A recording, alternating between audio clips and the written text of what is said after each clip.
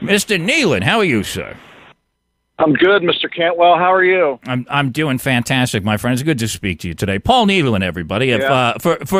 I imagine that most people who listen to the show by now know who you are.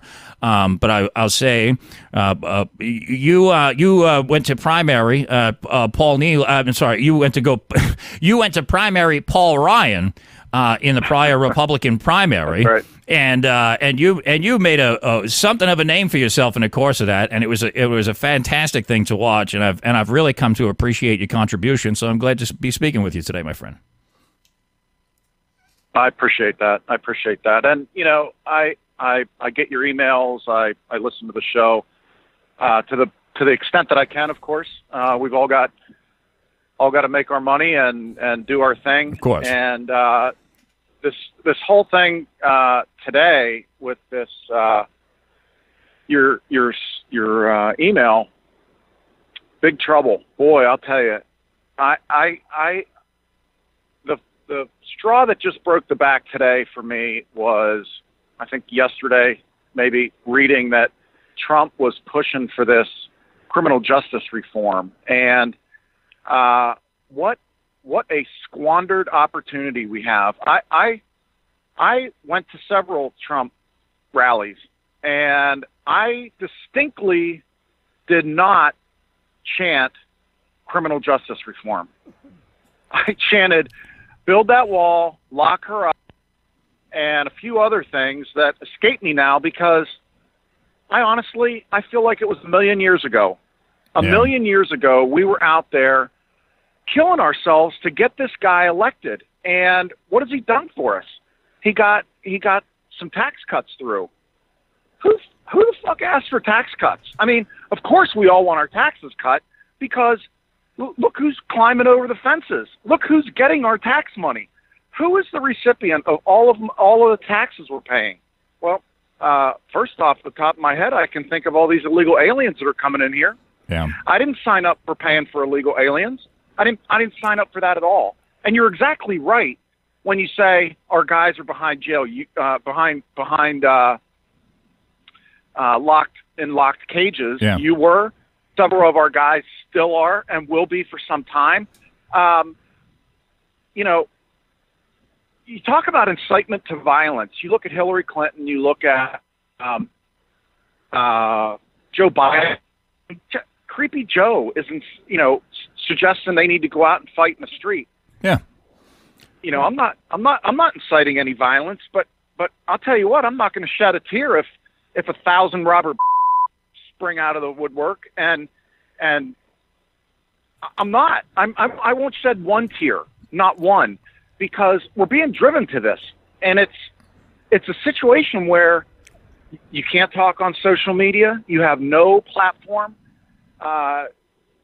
Even though daily I get Google reports, I've been attached to this Robert situation now because at the time I was on Gab, he was on Gab. Apparently, I don't know. Right. But so the Huffington Post and others, the Forward, are writing articles linking anybody who is potentially white nationalist, somebody who cares about their country and doesn't want to see it overrun by people who aren't willing to work hard or pay taxes or vote Republican, vote conservatively. It's a sickening situation, and Trump is asleep. He's not even asleep at the wheel. He's sitting in the back seat talking shit.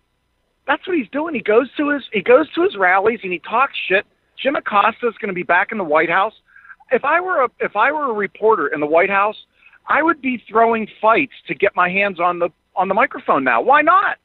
You're not going to get thrown out. Right. You can have a melee in the White House now, and it was Trump's own pick. Now, was it Trump's pick or was it Paul Singer's pick? Did Paul Singer tell President Trump to pick that justice who ruled in favor of Jim Acosta? The whole thing is a sham. The whole thing is a sham. I'm sick to death of Trump right now and this criminal justice reform and every other thing he's not doing that he promised doing. So if he thinks I'm going out to to campaign for him, he's exactly wrong. I'm going to campaign against him. I'm going to work on making sure he doesn't get elected again, to teach him a lesson and to teach anybody a lesson who runs for office and makes bullshit promises, because he could have built that wall just like Abraham Lincoln built the Transcontinental Railroad. He could have issued greenbacks and built that fucking wall, and he didn't do it. He didn't do it because he probably didn't even fucking think he was going to do it when he was telling us he was going to do it, but we all bought into it. We all bought in hook, line, and sinker, and now here we are, all betrayed. And everybody today and yesterday has been the most black-pilled that I've seen everybody. So I said, look, hey, we got to turn this into positive energy. And if positive energy means making sure Trump doesn't get a second term, I don't give a flying shit who does get elected. But I'll be damned if Trump's going to get away with lying to me the way he did, telling me he's going to build that wall, and then giving me tax cuts and criminal justice. He can, and he'll live a great life. He'll cheat on his wife a couple more dozen times. And I could give a shit what he does in his own private time. But I do care about him sending, why did he send 5,000 troops to the border to put up 100 miles of fence?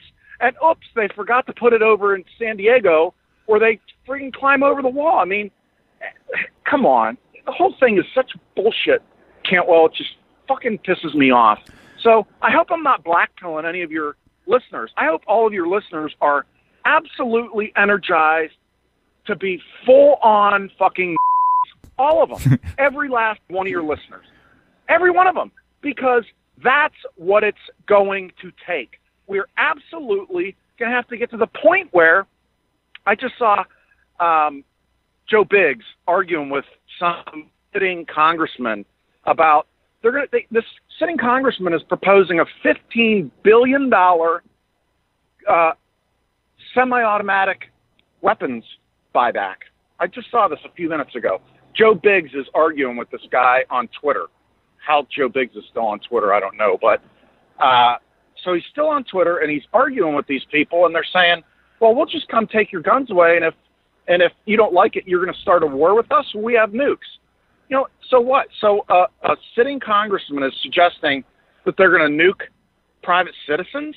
What the fuck is that? How do they get away with that? So that's not incitement. That's not incitement. Well, of course. If I talk about if I upload an edgy video game, I'm a genocidal lunatic. But of course, this guy can literally threaten people with atomic weapons on Twitter, and that's perfectly fine. But of course, we're not. It's not like it's not like we are haven't gotten used to the double standards. Of course, right, Paul? I mean, right. Of course. What you're saying to me? I mean, look, you could tell by my intro today that. I'm kind of pissed off myself, and I get it, and yeah. I'm like, what awaits us under Democrat rule? Keep waiting for us to crush this mob while your subordinates reward us with prison and bankruptcy, and we're going to find out the hard way, right? And that's so right. I see that coming, but I'll tell you what, look, I want to severely caution against the idea that I don't give a shit who gets elected, because time's a valuable commodity, friend. And I do not think that think about it like this: like you're gonna not vote for Trump, he's not gonna get elected again. What's gonna happen to Trump's life if that becomes the case? Is Trump gonna have a miserable time? No, he's a billionaire. He's gonna hang out with his friends, and he's gonna be set. His life's not gonna be impacted one bit by this. He's gonna be cool. It's all of us that are gonna get screwed if Kamala Harris becomes the next president of the United States. And so. I totally get the sentiment, but I caution against. Now, I'm not going to say, look, if the guy's not putting in the effort, if the guy's not doing the things that make us motivated to go get out and do stuff, I'm not saying that you should go put in the same effort for him in 2020 that you did in 2016, obviously, but. I would severely caution against. Yeah, who cares who controls the federal government? Because motherfucker, you're going to care. Believe me when I tell you.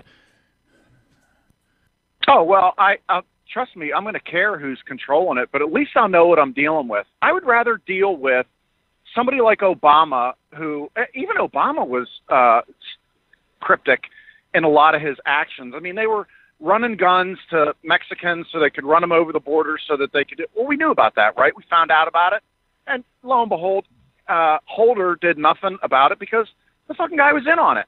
So, we're all pissed off while Obama's in office, and we know that he was, running around with all these folks, Reverend Wright and the rest of them, all those nut jobs. But at least we knew where he was coming from. Trump, on the other hand, we at least believed in him. We believed that he was our guy. He convinced us that he was our guy. So rather than give him the satisfaction of 2 terms, I would rather crush him because I would rather have you know what? If Kamala Harris said, I'm going to confiscate all the guns from all the white people in this country and she gets elected, well then, brother, it's a million Robert. Fuck it. It's go time. Let's go. I would rather say let's go than let's have Trump lie to us that no, guys, really, I was serious. I'm gonna get you that wall in the second term, and all you got to do is work your ass off and let them call you all the fucking names they want to. Let them try to get you doxxed and fired from your job and thrown in jail. But you know what? Go out and give it the old college go for me. Go do your damnedest for me because I deserve it. I'm the one out there saying all the things that you want to hear. You know what? Tucker Carlson's saying the things I want to hear. I want to see Tucker Carlson run for fucking office, and I'll bust my ass for Tucker Carlson. I would too. Bust my ass for Donald Trump. I'm not going to. I'm telling you right now, Trump better fucking decide he is going to build that wall and issue greenbacks to $324 million for 32 miles of wall. Did you see that? Today they announced they're going to replace 32 miles of wall for $324 million. Are you fucking kidding me? Do you know how many soldiers it would take for us to be on the border to actually secure our border? I've been down to the border like 7 or 8 times, and I spent a bunch of time with 2 sheriffs in particular, Sheriff Oscar Cardillo and Sheriff Alan West. And Sheriff West said, if you give me 75 men and 24 hours, I can have my 100 miles that he's responsible for in 48 hours. 48 hours.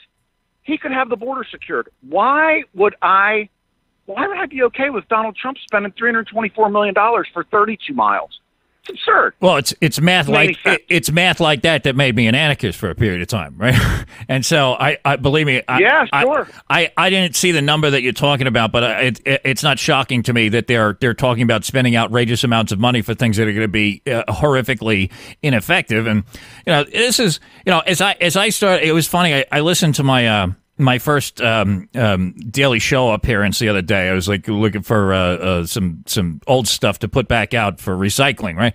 And it was funny because at that point I was just starting to come to terms with like, okay, this immigration thing is a major problem, and my Rothbardian fucking economics lesson is not going to solve this goddamn problem.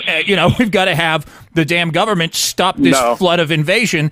But I was at the same time, like, I was very skeptical of the government's even capacity to do anything about it. It's like, well, the government controls the borders. The government is not good at doing things, and so we shouldn't be shocked that these people are flooding in here. And then I later became convinced that, well, this is being done intentionally. They probably could fucking do something about this if they wanted to, and they're screwing us on purpose. And so, that the sentiment that you're getting across here is certainly not lost on me. But I urge you to take an inventory, my friend. Like I do not think that things are going to go well if things go hot. I really think that that's going to be a really bad outcome, and I don't think it's going to fare well for us. I don't think it's going to, look, when we talk about race, the idea here is that, like, this shit is irreversible. Like, if we're gone, that's it, pal, right? We can lose, systems of government, they come and go, religions, they come and go, custom, whatever it is, but you can't turn it around if the race is gone, right? And I got to tell you, I think if things went in the direction that that you're talking about, I think that's exactly what had happened, and I think it'd be an irreversible, catastrophic thing. And it's like, at that point, it's like, all right, why don't we just all go get vasectomies and do drugs until we're dead and enjoy the decline, because it doesn't seem like this is going to turn out very well, right? And I clearly don't want that either, right? Right. And I go completely the opposite direction. I go in the direction of, I'd rather go down fighting. I'd rather go down fighting for, as Ann Coulter said, I mean, it's time. We're practically at time for the right-wing squads, and vigilante deportation squads. I can't believe that we had. We have 5-6 weeks notice that this caravan was coming right up to the midterms, and they just climbed over the fucking fence. Yep. I mean, come on. That is the worst slap in the face. Western civilization has protected its borders for thousands of years. Thousands of years. When you put your trust in government, when you elect somebody and they take an oath of office to protect you, right? I mean, there's a trade there. There's absolutely a trade made, and there's a commitment made. I'm committing to go get you elected, and your commitment is that you're going to fulfill that oath of office. And when only one half of that is fulfilled, i.e. getting Trump elected, and then he flips us the bird on his oath of office, which is, you're going to build that wall, buddy. You said you're going to build that wall. Build that wall. You have the power to build that wall. You don't need Congress. Well, let me do a little bit of devil's advocate here, okay? I share your frustration, okay. And so I'm not just co-signing the Trump agenda and being a cheerleader here, but for the sake of the radio, I'm gonna do this, okay? It's a matter of there is a way of looking at this where it makes a little bit more sense in that, like, even the things that he can get away with doing through just executive order, they cost in political capital, right? He's got everybody, he's got the entire Democratic Party trying to destroy him, lock him up. If they thought they could get away with killing him, they probably would, okay? And then, so he's got to have the party on his side, all right? And the party ain't, right now the Republican Party is probably more united than I've ever seen it, and that's a pretty good thing in my book. But of course, they're not all united on everything, and they have not come around entirely on the immigration thing. What Trump did in this midterm election was go around and endorse guys who he thought, in primaries, who he thought were going to be more sympathetic to his agenda. Okay, and those guys won their primaries, and for the most part, they went on to win their general elections too.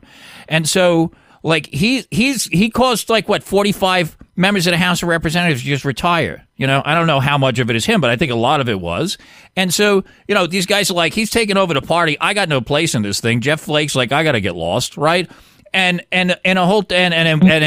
God blesses us by taking John McCain from this earth. Like, a lot of good things happened as a result of this. And I'm not surprised that, like, the wheels of government do not, grind as fast as we might want them to, especially when we are in such a late stages of what it is that we're doing. And so, and now the guy's hemmed up because as surely in no small part because of the demoralizing that happened on our end as a result of things not getting done. Now the Democrats are in control of the House of Representatives, and of course all the revenue bills have to start there, right? And so, like, this guy's in a bad spot. He's got the entire world trying to fucking destroy him, and he's trying to walk a very careful line with a bunch of people who are not on our side in his ear, because all the permanent Washington people are Mitch McConnell, Paul Ryan, George Bush folks, right? And he has to work with them. They're the ones who know how to make things happen. And, like, if he doesn't negotiate with these people on some level, they're just gonna make sure he gets nothing done. And so, I'm inclined to give the guy, as much time as we can, especially because, if he loses the presidency in 2020, if the Democrats keep the House, take the Senate, like, holy crap, dude, like, our lives are going to get dramatically worse really fast. And the idea that that's just going to be what we need, right? Just have Kamala Harris start taking the guns away, and then all of a sudden the 3%ers are going to go all 1488. I don't think it's going to go that way, pal. I think that we're going to be like every other fucking country who gave up its fucking firearms and was like, we'll figure this out later. It's like, this is what people do. This government has, and especially now, I mean, there's been times throughout history where, peoples have revolted and shit like this, but like with this massive government corporate surveillance grid that monitors not just what we do, but the fucking things that we're thinking. Every motion that we make, we go walking around with tracking devices in our pockets from Google and Apple. Like, we're gonna rise up against the system. It's suicide, and so I understand that. Well, I understand that impulse. Like, yeah. Go ahead.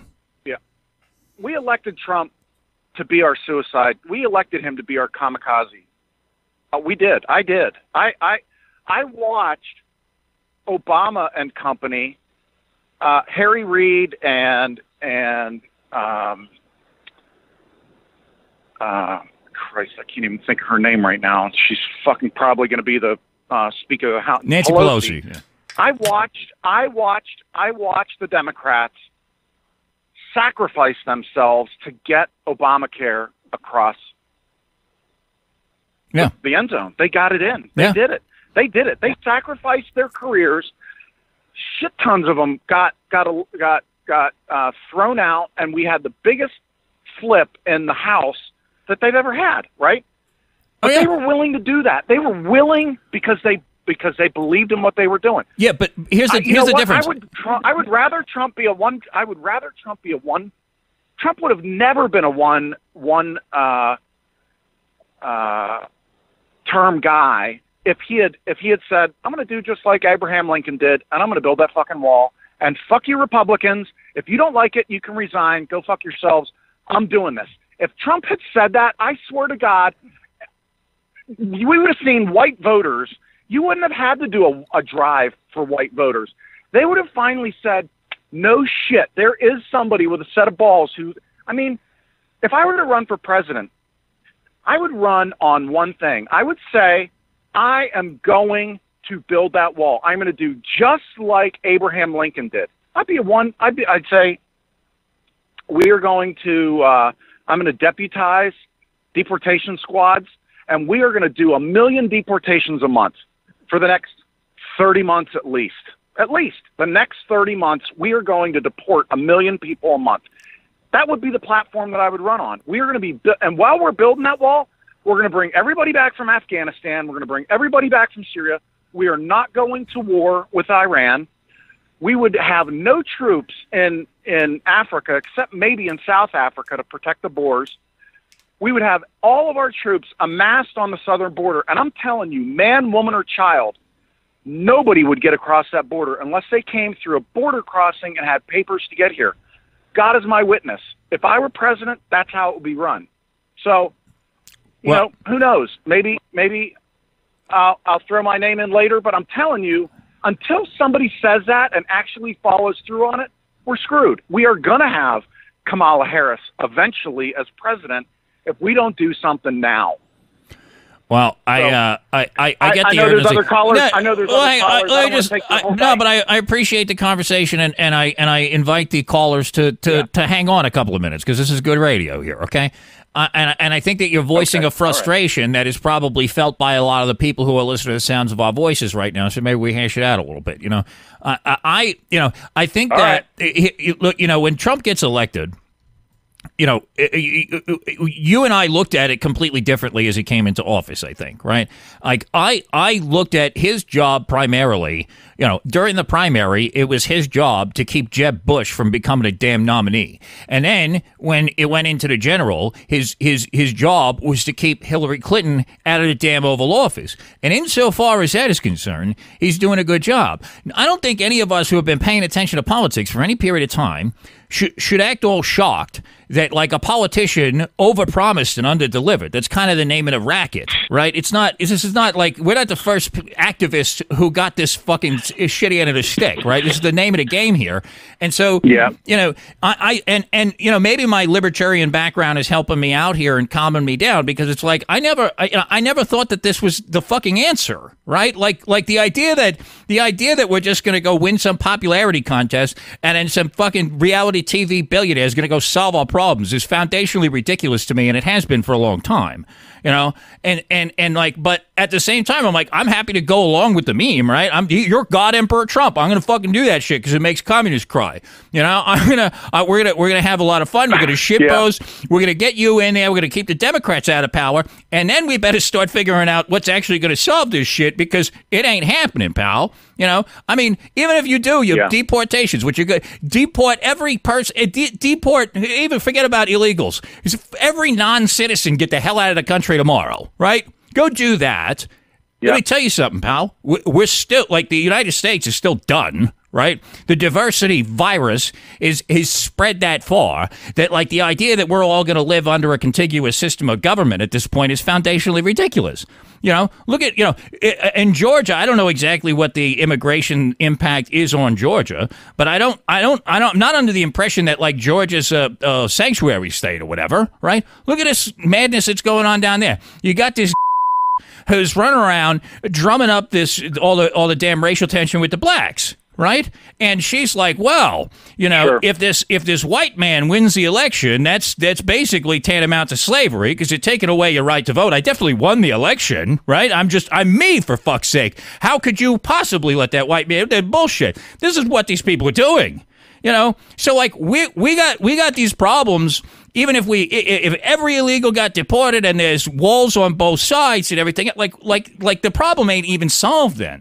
And so, I don't know. I mean, I share your frustration. It's nothing that you're saying I can argue with, right? You're correct insofar as, like, these are the problems and this is how we feel about it. Like that's without dispute. But, like, I just think that we're going to have to be a little bit more creative than hopefully enough people get pissed off enough to go get themselves, dead or in prison. I don't think that's like, that doesn't sound like a thing that's going to improve our condition none. You know what I'm saying? Well, I get that to some extent. I'm not a big fan of libertarianism. I think I've told you this before. I'd gladly deport all the libertarians to an island and guarantee you that they would all be dead within 1 year. It would be libertarianism is some funny-looking mole on the arm of democracy, I believe. I'm not a fan of it, but I understand it. I understand where the draw is. But to every libertarian, I always say, well, there's 6.5 billion people on this planet that make less than the average Mexican worker in Mexico. We're going to bring them all to this country? No, of course we're not. So this free travel or free movement of people that libertarianism latched onto at some point, I never got that. I never caught that bug. So, but I'll just and not that I'm not here to make the case for libertarianism today. Believe me when I tell you that's a perversion of that philosophy anyway. Like this is how I came into this thing. If that's we haven't discussed that concept on here in a while, so I guess I can reiterate it. Is like the idea behind libertarianism is not, hey, the government does nothing and there's all these common spaces where we can all masturbate in front of children. That's not the idea here, okay?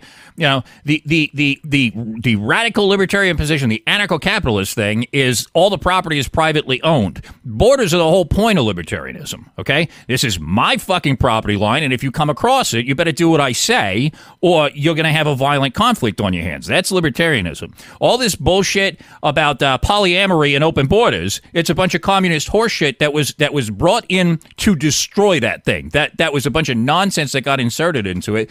And Murray Rothbard it's earlier in his years, it was all about the fucking open borders thing. But later on, he figured this out. He's like, yeah, that's nonsense.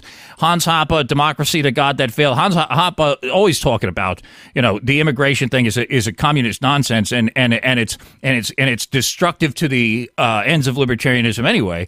And so that's not, but of course, that's what you're correct in that most people who call themselves libertarians, that's exactly what they believe. They think that libertarianism is, well, we diminish the power of the state at all costs and let the chips fall where they may. No, that's insane, but that's, like I said, it's a perversion of the thing. And anybody at the Mises Institute, Rockwell Woods, Molyneux, all the smart libertarians, all the people who have a fucking head on their shoulders, who are not a bunch of feminist fucking nonsense-filled morons, they all know this stuff. But in any case, what I was referring to in my libertarianism, making me more comfortable with it, is like it just doesn't shock me that a politician doesn't do what he says, right? Like, I'm skeptical of the government being capable of doing anything because, my study of the institution has told me that, for everything that I know about it, it's been a fucking disaster. Right? That's what I mean. That was my only libertarian reference. And like, I accept today that, hey, okay, well, whether you're good at it or not, you better go fucking try and improve, because we're all going to end up dead. Right. So I'm not trying to make the case for it, but in any case, your frustration is righteous, my friend. I think you would agree. A big problem, or one of the biggest problems, is a central banking system. And Jared Howes talked about this a number of times. Yeah. And so, it's Jewish control of the banking system. It's Jewish control of anything. When you control the information and the finances, it's like, it's this insanely insurmountable task. Almost. Yeah. Right. And one of the books that I got, in fact, I got it from your store, Hitler's Revolution, how he turned around the German economy and had it booming in the face of all the other post-war economies, and totally threw off the chains of the banking systems. There were New York Jews that were financing Hitler until they realized, holy shit, he's just gotten rid of all of us. He just got rid of all the banks, and suddenly he's our enemy. They loved him. Yeah. They were making a fortune off him, loaning to him. So, there has to be a multifaceted change to this system. Well, there does. There does. But what you're describing, it's so perverted. There's two things that you brought up, right? So, like, you mentioned the Democrats basically threw themselves on the fire in order to get Obamacare through, right? Well, that's because everybody in the Democratic Party saw the healthcare takeover as like the crown jewel of their thing, right? Like all of those people who I don't know them individually or what exactly happened to them, but I'm pretty confident that all of those people got cushy jobs when they were done, and they're going to live pretty for the rest of their lives, because the entire institution of the Democrat Party and the left more broadly, and of course the Jews, is like, okay, you do this thing that is politically risky and you will be rewarded. In a case of the Republican Party, you just simply didn't have that unity. These guys are like, no, I've got a completely different fucking agenda than you, and this is why. And by the way, and I don't think it's entirely inappropriate that they do have these differences between them anyway, right? Like, we want to live in a white ethno state, right? Well, the whole entire point of that is that so our general elections get to looking like Republican primaries. We're supposed to have political differences with each other. We're not supposed to all be on the same page. We're trying to get on the same page because we've got this rainbow coalition of mongrels and degenerates trying to fucking destroy us, and it's a threat to damn safety, and we're like, okay, we're gonna have to put our differences aside and come together on things. But like, we're supposed to be fighting with each other and not having the same opinion. We're supposed to be trying to beat other white guys in an election, not this ever increasing, ever more darker and ever more funny headdress and ever more feminine coalition politics, right? We're supposed to be trying to defeat other white men in arguments, and that's just not what we have now. With Hitler was given essentially like dictatorial powers by the legislature or whatever. I don't forget exactly what the routine was, but he was given the ability to go and make all these changes off his own whims, and Donald Trump does not have that, and the Congress sure as hell ain't going to give it to him, and so what can you do within a lines here, right? And there are limits to it for sure. Yeah. Sure, but I would rather he press the limits and do that. And back on your comment about white men jostling at each other, I would argue, and I don't think you would disagree, that a big part of the problem is, well, there's a group of Jews who are picking winners and losers, and the winners are the ones who back the Zionists. The winners are the ones who the Jews say, oh, this will be a good goy. This one, we'll take this one. We'd like this one because he will also put Dan Senor on staff and listen to Paul Singer. Speaking of Paul Ryan's replacement, this Brian Stiles, this empty suit. He's going to have Dan Senor, a Jew, and his staff, whispering in his ear and telling Paul Singer, because he'll also be on Paul Singer's salary, listening. And that's how it goes with a lot of these guys, right? I mean, you look at them, they've got the Israeli flag, they've got a fucking menorah, they've got one thing or another where they can't bow deeply enough to kiss Jewish ass in order to get elected. So they get elected, and then they're like, oh, well, I gotta, the Jews don't want me to pass this law that bans Jews from bouncing people off of social media. So fuck, I guess you white guys. Hey, I'm a white guy, but I take my orders from the people who are giving me money. That's the fucking problem here. Oh yeah, that is the root of the problem. It is, and the thing is, we've got to learn how to navigate it, Paul. This is the problem that we've got. I haven't figured out my conclusion to this yet. I keep on. I'm racking my brain in here every day, figuring out how we're gonna save this thing. And sometimes I wonder if it's possible, frankly, right? But one of the things that crosses my mind is like maybe I think at times, look, guys like you and me, we have a role to play fucking around with the Overton window or whatever. But, once we come out and start tweeting out copies of Culture of Critique, it's like, yeah, we're probably not going to win any fucking popularity contest. But like the idea has to be that, like, look, these guys go and they snow the damn public, and then they go and they get elected, and then they do whatever they want, and then they come back, snow the public again, and see how many times they can get away with it. That's politics. Well, I'm sorry to say that, like, the division of labor in our movement is going to have to include some people who snow the damn public so that they can gain power and then go use it in a manner that the public didn't approve of, but we do. That's the way this, in my opinion, I think it's the only way this thing's going to get done. And I don't know if we're going to be able to pull it off, but that's what I'm starting to think. Like, we need our own fucking lying politicians who are going to go out and lie, cheat, and steal to obtain political power and then go use it in a way that benefits us. And I think that if they do that a couple of times, like, people are going to like the damn outcome and it'll catch on, but that's part of, shifting this conversation. How fucking far left has this country gone that, like, transgenderism is a fucking human right now, an encouraged thing that they're teaching to 2-year-olds in a fucking preschools, and we're all like, okay, fuck it, Nazi time. Like, of course the public doesn't get that, of course they don't. They've been fucking told their whole lives that the Jews are the fucking the chosen people, the victims. They would never do anything bad to us. We're the ones who are hurting everybody else. We're the supposed. They've been told this their whole fucking lives. That we come around and we're like, no, here's your fucking 5-minute lesson into the fucking Jewish question. And if you don't fucking vote for Hitler, that's not gonna goddamn work, And I don't like saying that because I spent the last couple of years being like, no, we got to go harder, right? I did this thing. And where the fuck has it gotten us, frankly? Where the fuck are we? I'm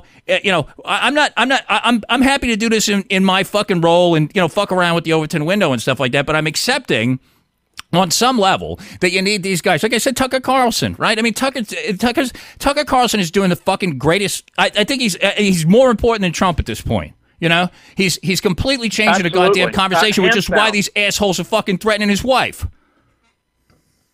Yep, that's right. So I completely agree with that. Tucker's doing what every bit that Tucker can possibly do, without a question. Yeah. There's no doubt about that. I don't see myself being helpful to Trump right now. In fact, I think the way that I can help Trump is to attack him. I do. And the reason for that is because Trump either fucking changes course and starts doing the shit that he promised he was going to do. I want to see Trump collapse at the fucking end zone with the last brick to that wall in his fucking hand. I do. I honestly do. I love it. Yeah. I would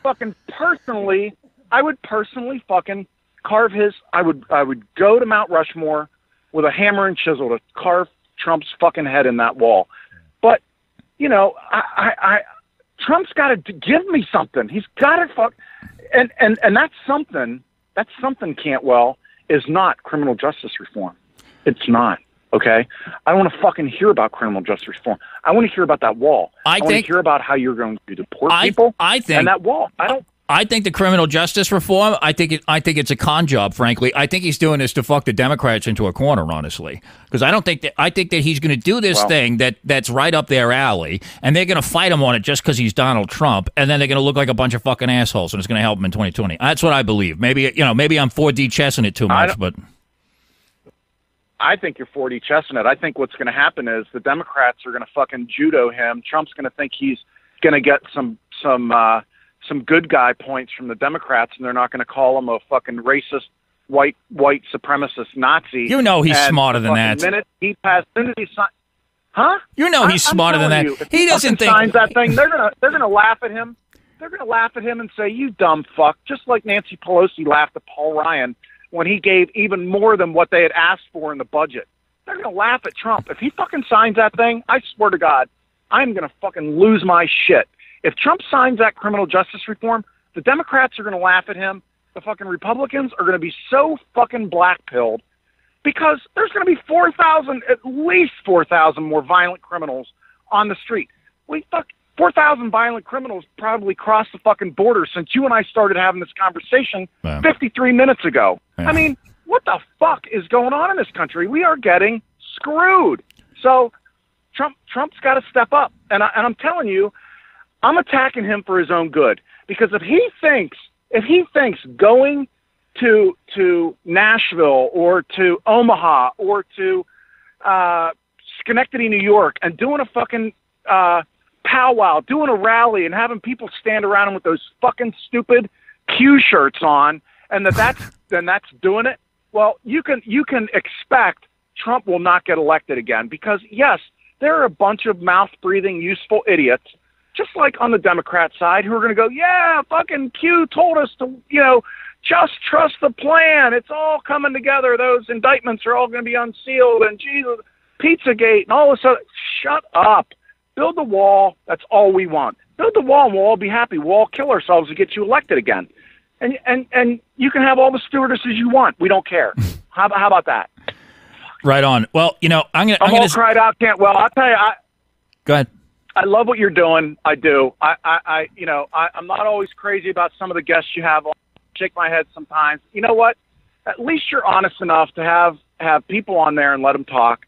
And sometimes your callers, they break your balls with the bowl. I love those guys. Yeah. They jitterbugs and whatnot. Balls. I mean, and I laugh about it. The dropping the jitterbug, it makes me laugh. It does. And you know what? I mean, everybody's known for something. And sometimes, when Az calls in and he drops his jitterbug, there's a whole lot of people that laugh about that, especially when you fucking lose your shit over it. So, don't hate on those guys too much because I think they got the right. They definitely got the right idea. They're in it to win it for this country. And I said the same thing when I was on Fashion Nation, and Bannon all jumped in my shit. You went on this white nationalist. You went on some white supremacist show. I went on Fashion Nation. I went on a pro Donald. This was back before these guys all started hating on me because of Douglas Mackey. Yeah. I had to defend fascination to Steve Bannon. Where's fucking Steve Bannon now? He's up whipping up Zionist nationalist movements all around the globe. Fuck good is that, right? And so we all got to play our part. You're right. We all got to grab hold of that Overton window and tug with all our might, because there's a lot of people tugging it in the other direction. And I'm for mass deportations. I think that'd be a great place for all those folks, is back to where they belong. I mean, they wanted that thing so much. They don't want the Palestinians in, the Christian Palestinians. Everybody hears Palestinian. Pisses me off. They're like, oh, those Muslims. Oh, what about all the Christian Palestinians that lost their land? No, aren't you a Christian? Oh, but that's Israel's. Oh, really? So you're picking the who Christ over your Christian brothers and sisters. That's very Christian of you. Well, Stop and think about that. I'll tell you what, Paul. As much as I share your frustrations, I'm glad you're pissed off today, because you make good radio. At this point, I probably should move on to other callers, but I want to say, yeah, you should. You're a fantastic guy. Your frustration is profoundly righteous, and I love what you do, my friend. And I think let's keep on scrolling with the Overton window. Let the more timid types lie, cheat, and steal to get what they got to do, and hopefully this division of labor figures itself out before we're all fucking dead, right? Sounds good. I'll tell you what I'm going to do for all the listeners who are on here. I'm going to send Cantwell 100 signed books, and he's going to sell them in his store, and it's going to help support this radio show. So Cantwell, I'll get those in the mail to you beginning of next week before Thanksgiving, so you can do a Christmas drive. That's excellent, man. Thank you so much. My donation for you to keep this thing going. So keep up the good work. Appreciate it. Thank you very much, my friend. Thank you for everything that you do, and for a fucking hour of great radio that I hardly had to work today. Thank you so much. 740 I am. You like to be on the program? Call you on a radical agenda. What's your agenda?